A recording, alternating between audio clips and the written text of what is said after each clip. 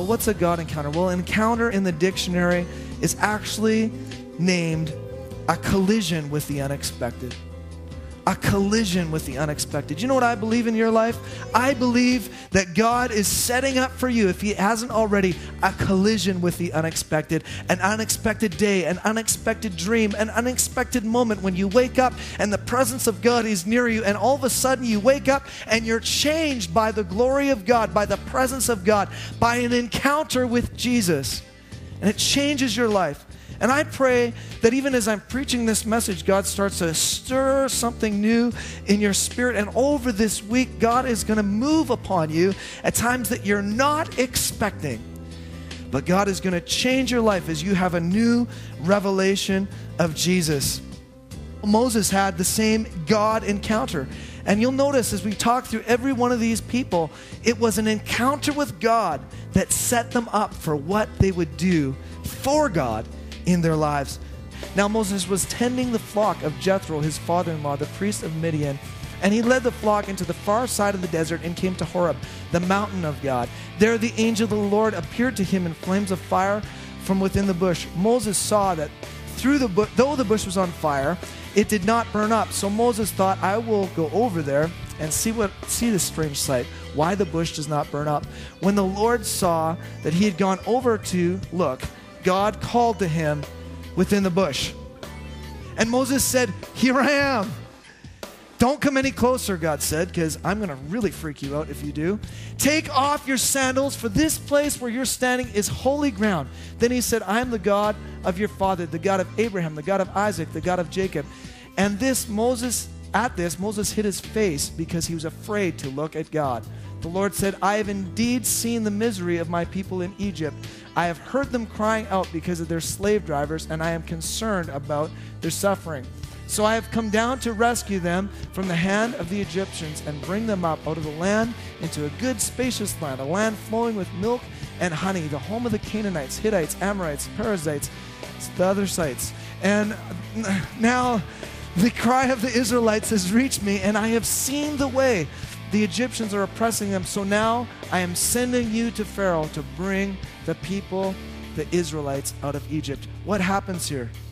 First of all, he has a collision with the unexpected. He has a collision with God, an encounter with God that he's not expecting to have, but all of a sudden, he's in the burning bush, and there is this moment where it's super intense and super scary, but God is there, and all of a sudden you find out that Moses' heart that was for the people of Israel, that the people that were bound in Egypt, all of a sudden he finds out God has the same heart that Moses had, and God found somebody that had a heart for the people of Israel. And all of a sudden God finds, hey, I have this heart, Moses has this heart, I'm going to meet this guy. And Moses has a collision with God. Every time God asks you to do something, guaranteed you're going to have a collision with God face to face. I'm Crystal Webb, and I'm 23, and I grew up in Sundre, Alberta. My twin sister and I were adopted when we were born. I didn't understand being adopted. I thought that meant I wasn't wanted and I wasn't loved, but I am. And it took me a long time to realize that. I grew up in a Christian home, and I gave my life to Jesus when I was 7. I didn't take it seriously, the decision, and I gave up on that. So I was really angry, and I resorted to drugs and alcohol, and I didn't think I was loved, and I didn't like myself. I didn't like who I was or what I was doing. So I tried to kill myself, and I thought about it in lots of different ways, and it was haunting me. I was ready to give up, but I put some money down for a conference, so I thought I should come. Paul Kafensis was speaking, and he said, Matthew 5:13, you're the salt of the world, and if you lose your saltiness, how will people taste godliness? You've lost your usefulness, and you'll end up in the garbage. And at that moment, I realized that I needed Jesus, that I'm nothing without him, and that he loved me, and that he forgave me for all stupid stuff I've done, and he gave me the motivation to live again. Yeah, and then I started serving in the church more and more with more of a heart. I started serving in the church more and reading a lot and reading the Bible more and digging into it and getting to know Jesus. 3 months after I gave my life to Jesus, I got sick and my hand stopped working. But because I gave my life to Jesus, I understand that God's still good and that he loves me, and the church helps me get through every day, and they love me. I know one day I'll be better, and until then I'm gonna serve Jesus with all my heart in the church. And the church helped me become a better person, a stronger person. Lots of people couldn't see all the things I'm doing now, but I'm doing it because of Jesus and because of this church. I got connected into the church, made friendships for life.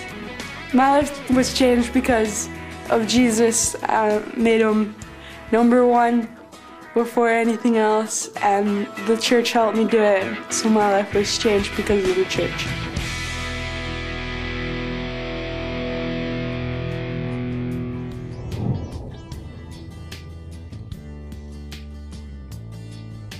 This is actually right after, this is Stephen's death. Paul had just persecuted Stephen. It says, and Saul was there giving approval to his death. That's talking about Stephen. And on the day of the great persecution grew out against the church of Jerusalem, and all except the apostles were scattered throughout Judea and Samaria. Godly men buried Stephen and mourned deeply for him. But Saul began to destroy the church. Going from house to house, he dragged off men and women, putting them in prison. Now here's number 9. So we know this guy is anti-church. He's against church. Why? Because he hasn't had a revelation of Jesus. Okay? Now let's look at this. Acts chapter 9. Then Saul, still breathing threats and murder against the disciples of the Lord, went to the high priest and asked letters from him to the synagogues of Damascus, so that he found... Man, I'm thinking while I'm reading, and I'm having a hard time reading. So that if he found any who were of the way, whether men or women, he might bring them bound to Jerusalem. As he journeyed, he came near Damascus, and suddenly, all of a sudden, he's on the way to do something really bad. And suddenly, he falls down to the ground. He sees this light shone around from heaven, and he fell to the ground and heard a voice saying to him, Saul, Saul, why are you persecuting me? Then he said, who are you, Lord? When the Lord said, I am Jesus, who are you persecuting? It is hard for you to kick against the goads. I don't know what a goat is, but you're not supposed to kick against it. So, trembling and astonished, he said, Lord, what do you want me to do? Then the Lord said to him, arise and go to the city, and you'll be told what you must do. And the men who journeyed with him stood speechless, hearing a voice, but seeing no one. Now you notice, here's the 2 questions that happen when you get encountered by God. You have this divine collision with the unexpected. Number 1, you say, God, who are you? Who are you? And there's this time when you get to know who Jesus is. You see Jesus. You know, I just don't want to have, and I don't want to develop a Pharisee spirit or some sort of spirit that's negative. Do you know how you really develop a spirit that is for the church? You make sure you spend time with God. You make sure that you're just staying connected with worship. You're here early, you're excited to worship, and you get connected with God in worship, and then through the week, you're saying, God, when are you meeting me with me this week? When is the divine encounter with you? When is the collision with the unexpected? Even though I'm not expecting it, and it's going to come in a way I'm not expecting, I'm expecting to meet with Jesus. You know what I'm saying, church? It's like, I know it's coming, but I don't know when. And when that moment comes, I know there's going to be a collision. There's going to be a collision with the unexpected in my life. Paul went from being a church hater to being a church builder. Why? Because I believe he all of a sudden had a revelation of Jesus. He saw Jesus with his own eyes.